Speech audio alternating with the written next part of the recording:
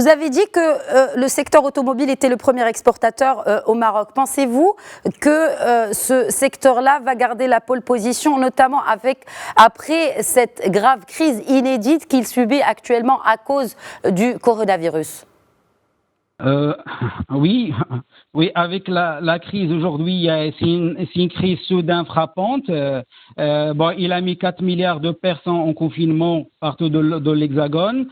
Mais ceci dit, oui, le secteur automobile restera le premier secteur exportateur. C'est une décision stratégique prise par le gouvernement de Sa Majesté qu'il faut le reconnaître. C'est un success story au Maroc.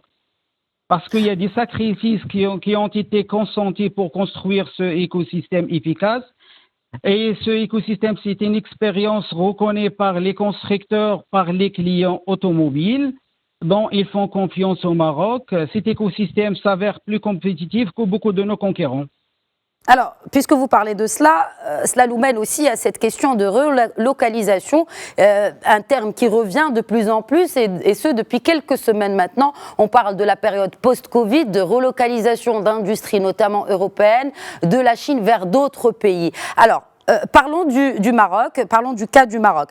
Hier, donc il y a eu cette information qui reste bien sûr à confirmer. Le constructeur français Renault pourrait fermer 4 sites en France.